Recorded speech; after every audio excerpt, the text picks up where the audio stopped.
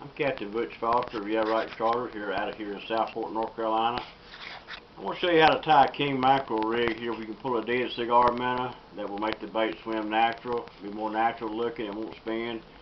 A lot of people try to pull them on the live bait rigs, which we showed in another video how to tie. They don't. You have to pull them real slow on there, and they have a tendency to spin with you, which doesn't look natural. What I'm going to show you here is the way to tie one where it won't spin.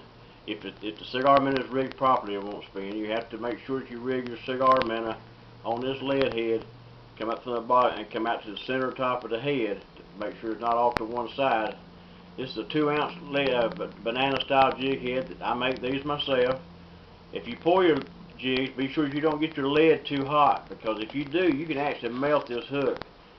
One time I poured up several hundred of these and I got my lead real hot. I was really pouring them fast. I thought I was really getting good, and you could just take and snap the hook out of every one of them. So don't get your lead real hot. Just get it where it pours good, and just take your time and pour some of these up. Now, here's the way you do this. I'm using my tool again. This is the handiest little thing you'll ever use. Like I said, several of them on the market. I personally like this one. Run your wire through in your tool, run it into here, then back through it, then hold it and wrap it just 8 times. 4, 5, 6, 7, 8. You can go more, but I wouldn't go any less. I mean, you can go 10 times, go 2 more, whatever you do with it. You just want to make sure you leave enough tag in out here to bend it up 90 degrees. Now I take my pliers. I like to use these pliers because it makes it a lot easier on me to work with. Do my barrel wrap, 3, 4, 5 wraps. You want to lay side by side, close together. You don't want no gaps in them. Just stack them one on top of the other. You'll get the hang of this after a while. You might be a little rusty to start off with, but really nothing to it. A little crank in it. Just work it back and forth until it breaks off.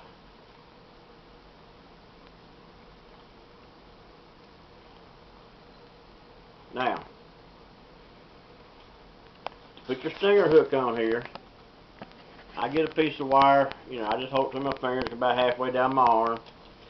It's a little bit long, but yet, it won't be once I tie it. It's a little bit long because it gives me, I don't have to, if you cut it where about the length that you want it, then you're going to have to tie your wraps real tight. It's going to be hard to work your wire. This way you have wire to work with. Be sure to pull this up out of the way.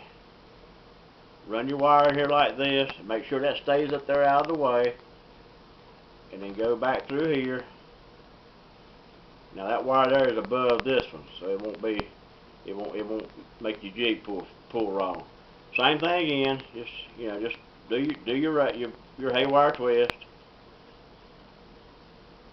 90 degrees. Same thing here. As we showed in the other video on the live bait rigs, this little tool makes a perfect haywire twist. It twists both wires evenly, which will lock the wire. And this barrel wrap finishes it off, and you got a very, very effective haywire twist barrel wrap combination here. And this is what it takes to hold a big fish. Work it back and forth until it snaps off. Sometimes it'll snap right off, and then sometimes it won't.